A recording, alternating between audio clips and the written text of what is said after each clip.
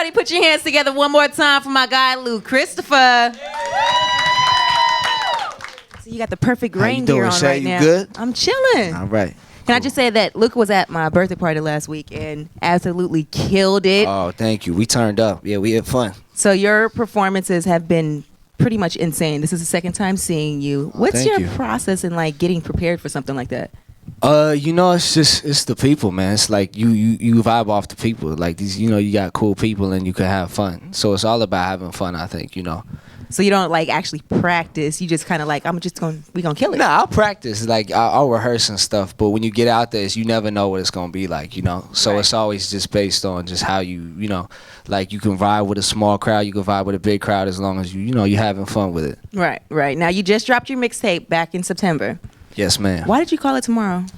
It's called Tomorrow because we did the first. It's the second of two. Right. And it's we basically just wanted to say, this is how we see the music of the future. This is how we see the future of hip hop. Okay. And we really didn't want it to be like sonically like anything that's out. Yeah. So it kind of like it was cool because it fit in a different space than everything that's out right now. That's what I was gonna say about you, because you can sing and you can rap. Like when someone told me, I heard Miss Holy Water, I was like, yo, that's dope. Then I heard another track and I'm like, yo, he raps? Like what the? It's the same. I thought it was two different people. That's what's up. Thank you. So how did you come up with that style? It's pretty much unique right now. Really, what it was is I was rapping first. Like it was hip hop first, and then like I was just where I was working, it was like I had nobody to like sing my hooks, so I was like, yo, I gotta sing these hooks. And then it was like I couldn't like nobody could do the beats the way I wanted them, so I just eventually started doing beats, and it was kind of like an accidental thing, and it just started like worked out in the end. Like, oh yeah, there's titles to all this, like that means producer. I was just making songs, you know what I mean? That's dope. But yeah, so it ended up being cool. You get all your writer's credits. Yeah, I get all he get all that check. You know what I mean? That's why you did. He said, "What you mean?" So if I write, sing, and produce my own, I get the whole check. Right. I'm on it, right? Yes, ma'am. Now, Miss Holy Water, lead single off the new album. Yeah. Now, yeah. I heard that you had no features on there except for one.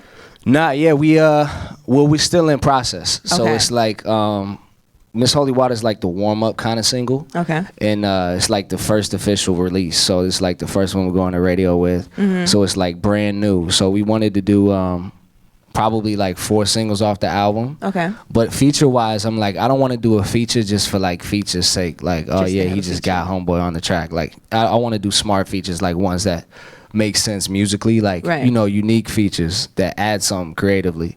So every time like we had this conversation with the label, I was like, oh yeah, but you got to get all these people on it. I'm like, I don't think I need to. Like the way we work, like me and my fans, it's like they appreciate like the authenticity of just the music. So yeah.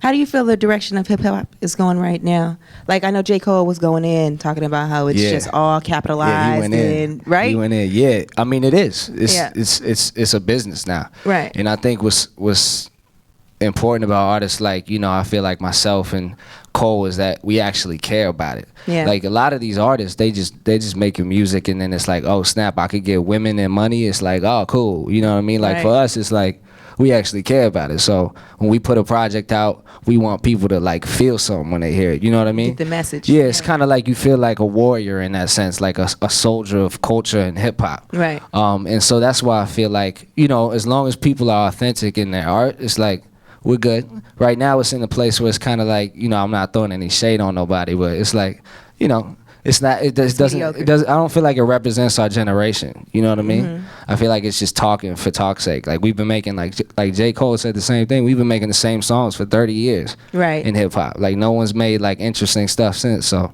yeah. So who do you look up to right now? Man, I like Cole a lot. Okay. I like intelligent cats. I like Kendrick. I knew he was gonna say Kendrick, right? I just feel that whole vibe. Kendrick. I like Kanye. I just as a creative. Mm-hmm. But I look up to kind of like the people who I kind of want to like end up career. Like I like Michael Jackson. Yeah. The legends. Yeah, the legends. Like I want to go that path. I don't want to go like the 2 song and out path. You know what I mean? I want people to like, you know what I mean? Like, oh yeah, remember Homeboy's song back in the day? Oh yeah, who? Yeah. Like I don't want that. You know what I mean? So yeah, so it's just putting in time. So what do you think is going to be the main message from your album? Like, if you had to say, this is what I want for everybody to hear and understand when you hear my album, what is that? I think it would just be to be yourself. Okay. Like, I feel like just at this stage, and like, I don't know, you guys tell me, like, I feel like our generation is like, we're at like the first generation that could literally be whatever we want to be. Right. You know what I mean? And especially with this equality stuff going on, from like, you know, the stuff from race to like, you know, sexual preference and all this stuff. Right. It really comes down to our generation is like, yo, we just gonna be who we want to be. That's pretty much what I think is going on right now in society across the nation. Yeah. Everybody's pretty much just fighting for their rights. Yeah, people are across wising the up. board. Yeah, people are wising up, and I think, you know, the people who are not wising up are getting shown into light right now. Like, yeah. Cats who are choking people out to death for one reason or another. Like, everybody can see that now. Yeah. You know what I'm saying? Like, we know what's happening. So right. It has that level of like, I wanted to have that level of like, just, yo, do you and be proud of you. And at the same time, I want to tell my story because it's the debut. So it's going to be like a combination. So what would you say? What is your story? How'd you come up? I came up like just really like into music, but really just like wanting to create something. You know, I wanted to like leave something really dope on the planet. Yeah. You know what I mean? So really it was like, for me, I was pretty much like the job, like I played sports in high school. Oh, God. I was that kid, you know what I mean? And then midway through high school, I just was like, yo, I'm quitting all this. Quit all the teams. Like, everybody on the team hated me for like 3 weeks. Like, the coach hated me. But I was like, yo, I want to rap. And then my parents were like, oh. What do your parents do? My dad's a consultant. Okay. And my mom she writes for commercials. So both professional jobs, and you want to be a rapper? Yeah, so they were like, oh, cool. I mean, they were supportive, but it's like, you know, your kid comes up to you like, yo, mom, I want to rap. She like, okay. You're going to college. Yeah. Exactly, right. And then when I told him I wasn't going to college, that was a whole other conversation. Oh, did she backslap you? Nah, she was like, your brother went to college, and I went to college. But nah, I think it's really just about like how I think and how I see the world. Yeah. And I want to like really just put that in the raps and in the songs. That's what's up. So what do you think about what's going on with the whole Mike Brown situation and Eric Garner? I think it's bigger than that, really. I think it's just the fact that like situations like this, it's not so much these situations that's making people so mad, but it's the fact that everyone's dealt with their own version of that. Yeah. So it's like when you see that and people are finally talking about it, it's what's making people so mad, because they're like, yeah, well, we've been dealing with this. Yeah. Y'all just didn't see it. Yeah. So it's like this big built up thing that finally comes out when people are okay talking about it. Yeah. And I think that's what it is coming down to. And like, we were in New York when they were protesting like the day of, right? And it was like, yo, we felt the anger. Like, people weren't out there just for pop culture's sake, just being like, oh, I'm protesting. They were like mad, you know? About what's happening. Yeah, and just like about that, but about that, you could tell they've been through their own stuff, you know? So I think it's good that it's finally being talked about, and with social media now, you can't get away with stuff. Speaking of social media. Yeah, people are going to go in on you, you know? So I seen some of the tweets that you put out there. You were talking about peaceful protests. Yeah, exactly. And I think that's the biggest thing as a, you know, for any culture protesting, it's like, you know, you got to take the Dr. King way. If you're going to really make a difference, you can't go out there fighting and then proving them right, you know? So you got to go out there, be protest. You got to be loud, but you got to be, you know, peaceful. So how do you think that we can force change? Like, what specific change would you want to come from all these protests that are still happening across the country? I think there's got to be awareness. I think the first step is already just is unfolding, like awareness. Mm-hmm. When people do that, like I've already seen, like me, I'm half black, half white, right? Okay. And I've been pulled over in LA and asked millions of questions about gang related stuff.